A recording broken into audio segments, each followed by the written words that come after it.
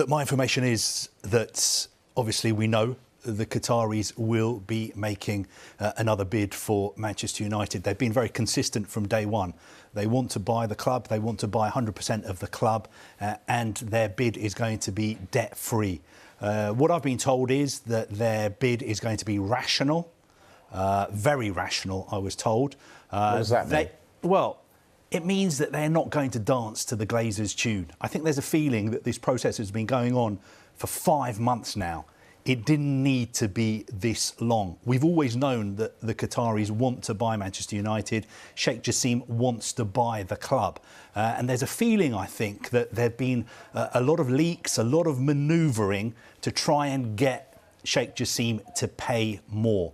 And I think he's not going to do that. He's ignoring all the noise around the other bids. He's focused on his own bid. He'll be putting that bid in. And I think as far as he's concerned, he thinks the Glazers want to sell the club. He thinks they definitely want to sell the club, and he believes that his bid is rational, and it's by far the best bid on the table because he's got the money to buy United, give it to the Glazers. Thank you very much. Good night, Glazers. They can leave with their pot of cash. And he's also got another pile of money ready to be spent on transfers, to be spent on Old Trafford, to be spent on the training ground, and to be spent on the infrastructure and the investment in the local area around Old Trafford. He's got all that. It's going to be put on the table in front of the Glazers. And if they don't want to accept it, fine. That's it. He's done his best. All right, rational. The Glazers want 6 billion quid. If it's rational, does that mean they're not going to get 6 billion quid? Look, a lot of people think £6 billion is an outlandish, incredible figure to pay for a football club that loses money, a football club that has got debts, thanks to the Glazers, of around £1 billion. But this is the kind of figure that these big clubs are changing hands for at the moment. A couple of weeks ago, Washington Commanders, NFL, $6 billion they went for. That is around £5 billion. So I think the Glazers think £6 billion at least is a fair price for one of the most famous sporting institutions in the world. Now, do I think the Qataris are going to offer £6 billion? I'm not sure. I'm not sure they're going to get close enough to that figure to tempt the Glazers. But they are going to put the best bid on the table. That is what I'm being told. If the Glazers were to get £6 billion, some popular this, but that is genius business. If they put 200 million in and take out 6 billion, that is the business community will hold them on their shoulders and march them around and go, that's how you do business, won't they? I mean, depending on how you look at it, it's an incredible... Take the emotion out. Take the emotion out. That's great business, isn't it? Yeah, of course. Well, 18 years ago, they came along, they bought Manchester United for £790 million. Only £200 million of that was their own money. The rest of it, £590 million, they borrowed. As soon as they got the keys to Manchester United, that £590 million, they loaded that onto Manchester United. For the past 18 years, Manchester United have been paying off that debt. Guess what? 18 years later, the debt is still £500 million, even though they've been paying out more than £1 billion, I think it is, in interest, bank charges, dividends as well to the owners. I mean, financially, it's been incredible ride for the Glazers. And if they sell for £6 billion, as you rightly say, they will have made a profit of something like £5.8 billion.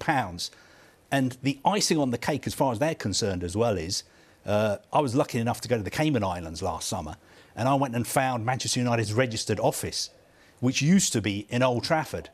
It was Old Trafford for 100 years. The Glazers came along, moved it to the Cayman Islands. Why did they do that?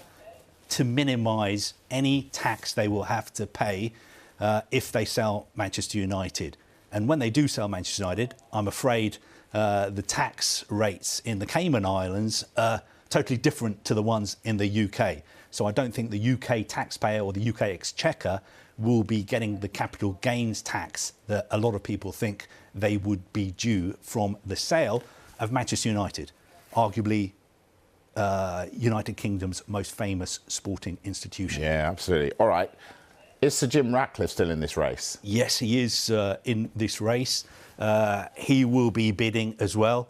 It was reported first in the Times and the Daily Mail, I think 2 days ago, that one of the proposals that he will be putting forward would involve the Glazers actually staying. What Sir Jim Ratcliffe will do is try and buy just over 50% of Manchester United's shares. So he's never had the money, has he? Well, some people would say that. He obviously is not as rich as the Qataris and Sheikh Jassim. He's a very, very rich man himself in his own right. A few years ago, he was the richest man in the United Kingdom.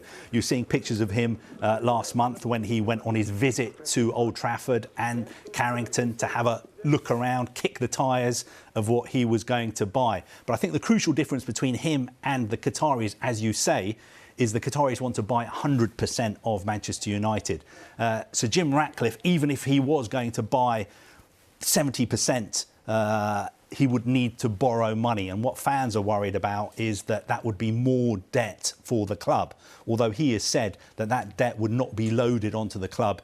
His company, Ineos, would take care of that. And who are Elliott? Well, Elliott are one of the US investment funds who are interested also in buying a minority stake in United. Those are the kind of bids they've been putting forward. Buy a small stake in Manchester United, or they're willing to finance some of the other offers. So they've been saying to people like Sir Jim Ratcliffe, we could join with you, we could lend you money. Or they've been saying to the Glazers themselves, look, we can lend you the money to do up Old Trafford and the training ground in return for a percentage stake in the club. So those kind of bids will be going in this evening as well. A lot of people think the Glazers are not serious about selling. They're only going to sell a minority stake. People close to the Qataris think all along the Glazers are very, very serious about selling, but obviously it's up to the Glazers. And one other final point I want to make is the 10 p.m. deadline is tonight.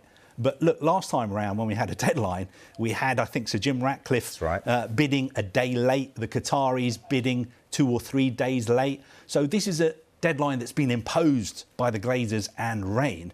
It is not a hard and fast deadline. The Qataris could say this evening, you know what, we've got better things to do tonight. We're not in the mood for bidding. We're going to wait until Monday to put our bid in. There's nothing stopping them or anyone else from doing that.